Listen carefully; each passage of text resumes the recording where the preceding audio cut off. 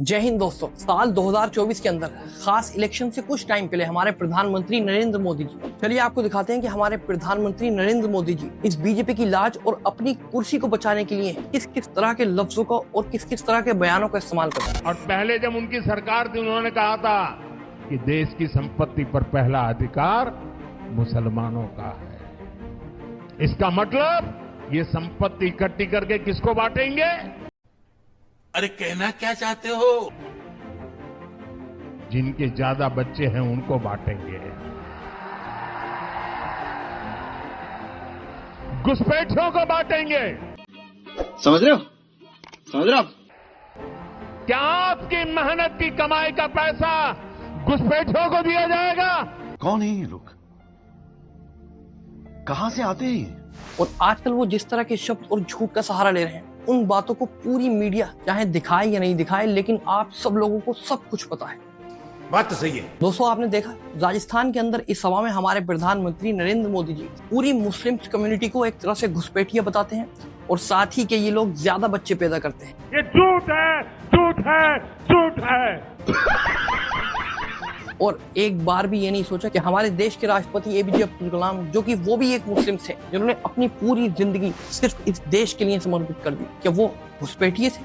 और वो स्वतंत्रता सेनानी जिन लोगों ने इस देश के लिए अपनी जानों को गवा दिया, क्या वो सब के सब घुसपैठिए थे? शाबाश बेटा। मेरे दोस्तों, आज मोदी जी ने राजस्थान के अंदर इस सभा में हमारी माँ बहनों को बताते हुए ये कहा कि उनके मंगलसूत्र भी सलामत नहीं रहेंगे अगर कांग्रेस की सरकार आती है। ये अर्बन नक्सल की सोच, मेरी माताओं बहनों, ये आपका मंगलसूत्र भी बचने नहीं देंगे। आखिर इस 10 सालों से पहले क्या कांग्रेस की सरकार नहीं थी? और आज सभी माँ बहनें इसी बात को मोदी जी से पूछना चाह रही हैं। मैं आपको दिखाता हूँ, देखिए किस तरह। साल से हिंदू मुस्लिम इस देश में साथ रह रहे हैं और ये मोदी जी इतनी तुच्छ और टुच्ची बात कर रहे हैं। प्रधानमंत्री होके 75 वर्ष वो भी इस देश में रहे हैं। वो इंसान मंगलसूत्र की वैल्यू क्या जानेगा जो अपनी बीवी को छोड़ के भाग गया? तो हमारे देश के लोग इतने कैपेबल हैं कि अपने मंगलसूत्र की रक्षा कर सकते हैं। मोदी जी के इंटरफेरेंस की कोई जरूरत नहीं है।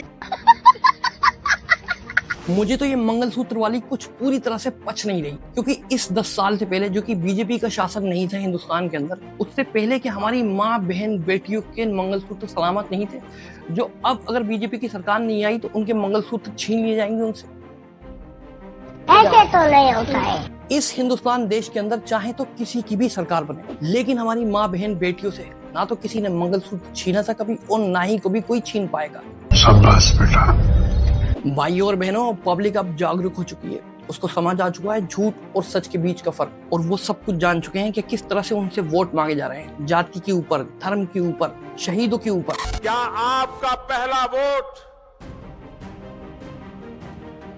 पाकिस्तान के बालाकोट में एयर स्ट्राइक करने वाले वीर जवानों के नाम समर्पित हो सकता है क्या?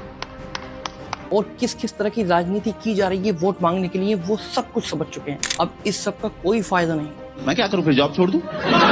इन पिछले 10 साल के अंदर बीजेपी पार्टी और हमारे देश के प्रधानमंत्री नरेंद्र मोदी जी ने हम लोगों के लिए और हमारे इस देश के हित के लिए जितने भी वादे किए हैं, वो पूरी की पूरी जुम्मेवारी की आज पूरी लिस्ट आप सब लोगों के सामने है। आप मुझे खुद बताइएगा कमेंट्स करके कि कौन कौन से वादे पूरे हुए हैं अब तक और कौन कौन से वादे पूरे नहीं हुए। दोस्तों, मैं आपको साफ बता देना चाहता हूँ कि मैं किसी भी पॉलिटिकल पार्टी का सपोर्टर नहीं हूँ और ना ही किसी पॉलिटिकल पार्टी का आलोचक हूँ। बस इस देश का नागरिक हूँ। इस देश के नागरिक होने के नाते सिर्फ आपको ये बात बताना मेरा फर्ज है कि आखिर किस पार्टी ने अब तक हमारे लिए क्या किया है। वो चाहे बीजेपी हो या फिर वो कांग्रेस हो या फिर वो कोई भी पार्टी हो, अगर हम लोगों को चाहिए तो सिर्फ विकास, हम लोगों को चाहिए तो सिर्फ रोजगार, हम लोगों को चाहिए तो सिर्फ सेफ्टी, हम लोगों को सिर्फ ये सब कुछ चाहिए, ना कि हम लोगों को धर्म की राजनीति चाहिए। दोस्तों, अगर आपको मेरी बात जरा सी भी सही लगी हो तो मुझे कमेंट्स के अंदर अपनी राय जरूर बताइएगा। और दोस्तों, आपको अगर ये वीडियो पसंद आई हो तो वीडियो को लाइक और चैनल को सब्सक्राइब जरूर कीजिएगा।